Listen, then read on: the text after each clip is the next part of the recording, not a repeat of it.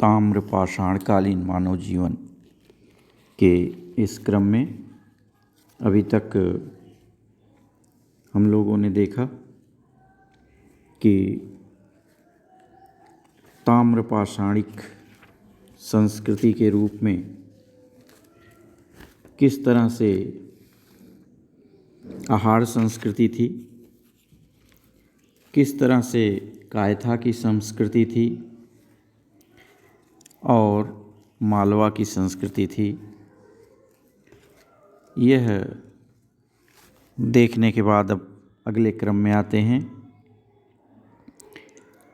जोरवे निवासा की ताम्र पाषाणिक संस्कृति के बारे में। जोरवे निवासा यह मुख्य रूप से पश्चिमी महाराष्ट्र और उत्तरी कर्नाटक के क्षेत्र में दिखाई देता है। इस संस्कृति में जो प्रमुख पुरा स्थल प्रकाश में आए उनमें प्रकाश जिला धुले, दायमाबाद अहमदनगर ज़िले में, अहमदनगर में ही निवासा, नासिक ज़िले में नासिक में ही और नासिक ज़िले में ही जोरवे, पुणे में सोनगांव और पुणे में ही इनाम गांव, कर्नाटक के हल्लूर धारवाड़ ज़िला, यह प्रमुख स्थल हैं जहाँ पर इस तरह की संस्कृति दिखाई देती है। यहाँ इस संस्कृति में एक विशेष बात और यह जुड़ गई कि पूरा स्थल अब छोटी नदियों के किनारे भी दिखाई देने लगे। पहले केवल बड़ी नदियों की घाटियों तक ही सीमित हुआ करते थे, अब मनुष्य छोटी नदियों की तरफ भी चल पड़ा और वहाँ पर अपने आवास स्थापित कर लिया। जोरवे संस्कृति कुछ छोटी नदियों के नाम अगर जानना चाहें जहाँ पर हम इस तरह की संस्कृति को जानते हैं, उन सरिताओं का नाम है घोड़चोड़, घोड़चोड़, बहालुंगी, गिरना, इस तरह की नदियां हैं। अब जोरवे संबंधित जो पूरा स्थल है महाराष्ट्र की काली मिट्टी के ऊपर दिखाई देते हैं। जहाँ काली मिट्टी है वहीं पर ये संस्कृति है। यहाँ देखने को मिलता है कि ये कहीं और से लोग आए और अपनी कला और तकनीक के साथ यहाँ बस गए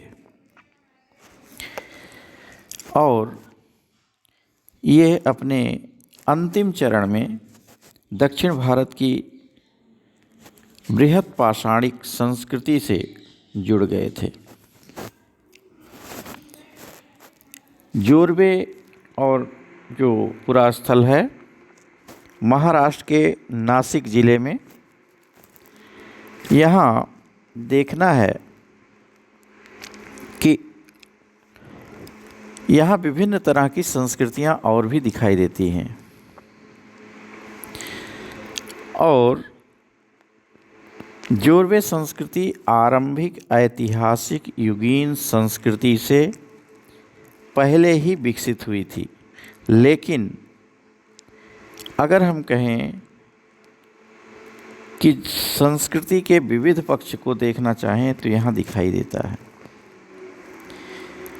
बाद में निवासा नामक स्थान पर भी जोरवे की जब संस्कृति दिखाई दी तो यह संस्कृति और अधिक मजबूती के साथ हमारे सामने आती है। यह संस्कृति नर्मदा नदी के तट पर स्थित है। नर्मदा नदी के किनारे है, इसलिए इस संस्कृति को उससे भी जोड़ते हैं। अब यहाँ की संस्कृति के बारे में देखें तो सबसे पहले मृदभांड परंपराओं पर आते हैं।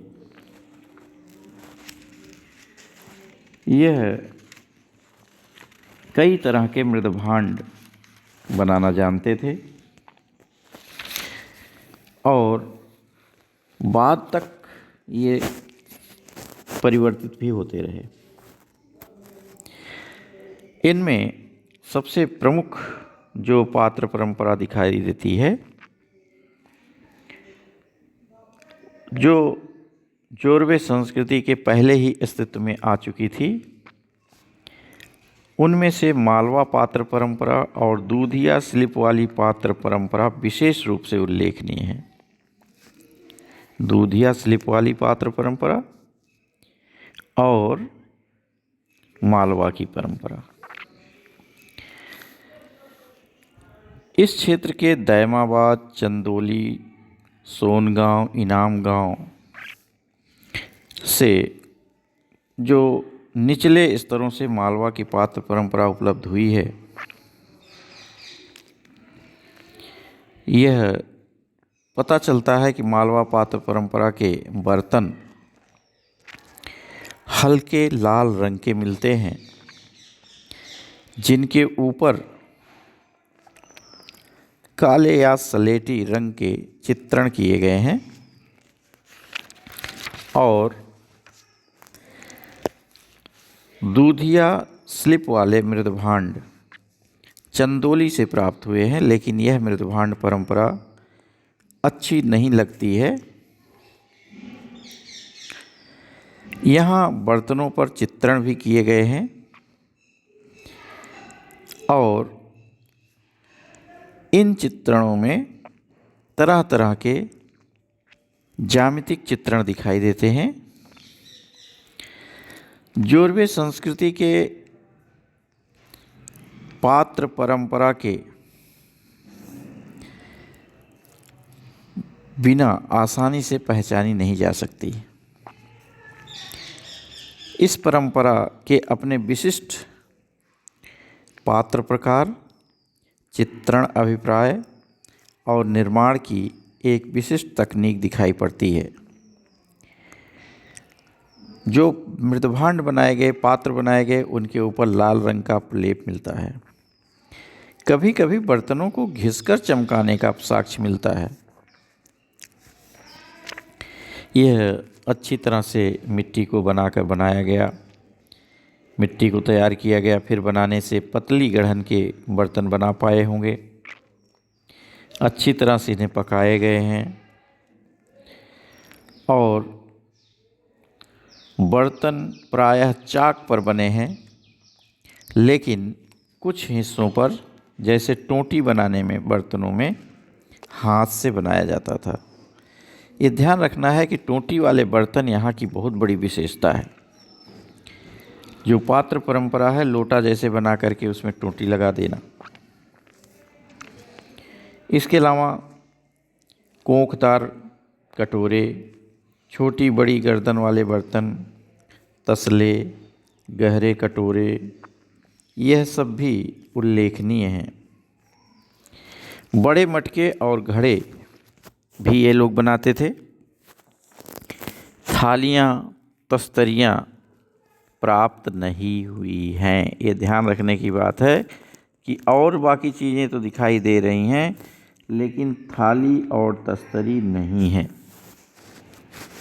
साधारण तस्तरी हो सकती है, साधारण तस्तरी यानी आधार वाली, लेकिन छोटे आधार की, जैसे कि नेवासा, चंदौली और सोनगांव में मिले हैं।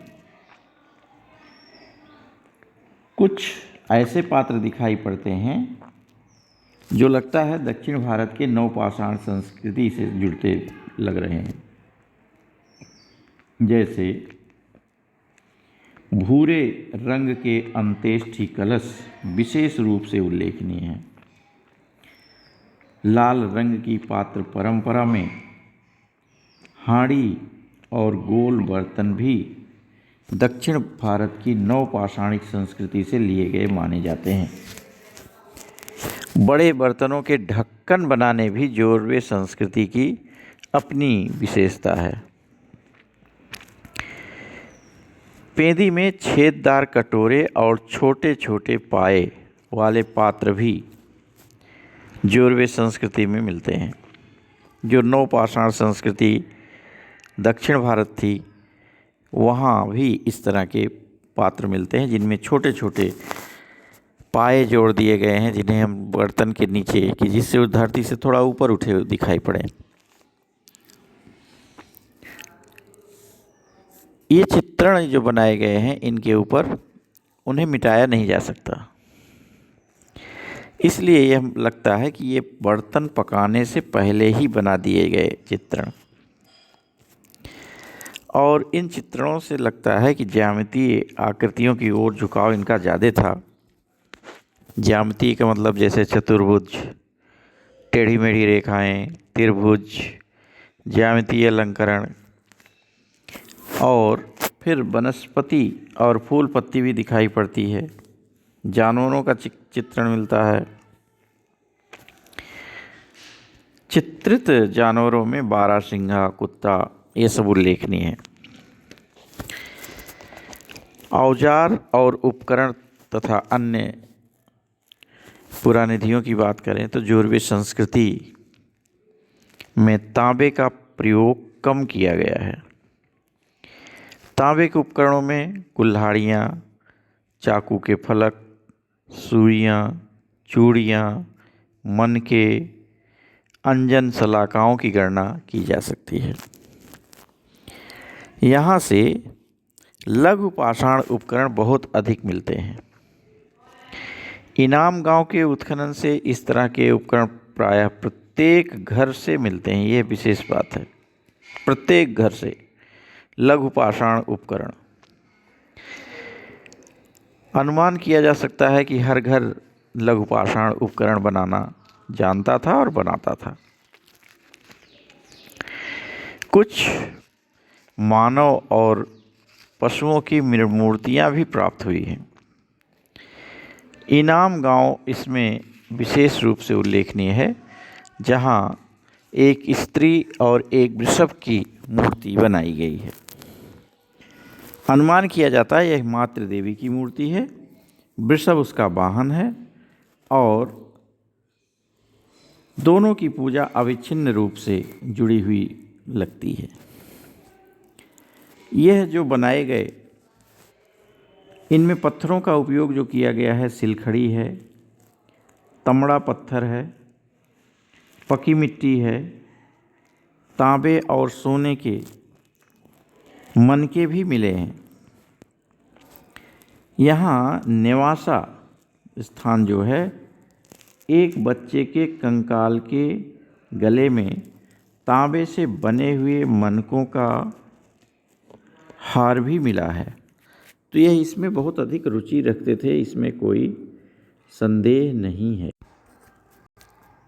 अब बात करते हैं इस काल के बने हुए मकानों की। मकान जो बनाते थे, यह प्रायः गोल या चौकोर होते थे। जो सबसे बड़ा मकान दिखाई देता है वो लगभग 8.5 मीटर लंबा और 3.5 मीटर चौड़ा इनाम गांव में बना हुआ दिखाई देता है।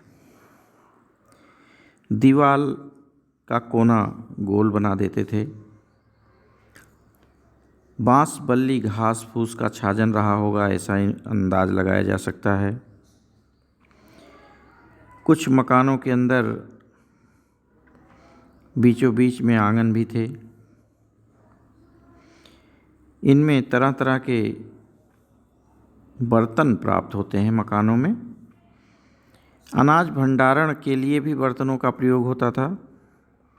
सिल लोढ़े भी मिले हैं, जिनसे पीस करके अनाज को खाने की बात समझ में आती है। इनाम गांव के उत्खनन से जोरवे संस्कृति का एक पक्ष और दिखाई देता है, जिसे हम उत्तरकालीन जोरवे संस्कृति से जोड़ते हैं। बर्तन के आकार प्रकार जोरवे की तरह है, लेकिन चित्रण में कमी दिखाई देने लगती है। और कृष्ण लोहित पात्र खंड मिलने लगते हैं, जो ये बताता है कि ये बृहद पाषाणिक संस्कृति से संपर्क में आए, उनसे जुड़े। इनाम गांव के ताम्र पाषाणिक पुरा स्थल के पास ही बृहद पाषाणिक संस्कृति के अवशेष भी दिखाई देते हैं। उत्तरकालीन जोरवे संस्कृति के इस स्तर से संबंधित मकानों को देखने से लगता है कि लोग चौकोर मकान बनाना छोड़ दिए और गोल बनाना प्रारंभ कर दिए थे। जो प्रारंभ में बनाते थे वो दोनों तरह के थे, बाद में केवल गोल पर बल देने लगे, ये साफ दिखाई देने लगता है। कृषि और पशुपालन की बात करें तो अहाड़ एवं मालवा की ताम्र पाषाणिक संस्कृति के लोग तरह तरह के पशुपालन करते थे। अहाड़ और मालवा की ताम्र पाषाणिक संस्कृति में जैसे करते थे वैसे यहाँ भी दिखाई देता है, जोरवे में भी। नेवासा के उत्खनन से भी इस बात के संकेत हैं कि लोग कपास की खेती करते थे।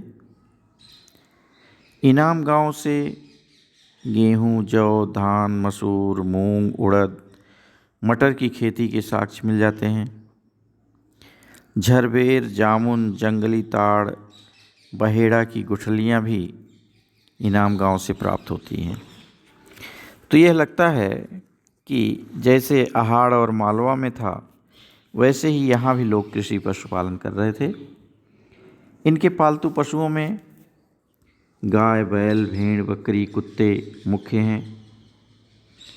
इनाम गांव के एक पात्र पर बैलगाड़ी में जुते हुए बैलों का चित्रण मिलता है, जिससे भारवाही बैलों के बारे में भी हम जानते हैं कि वे भारकुट होते थे।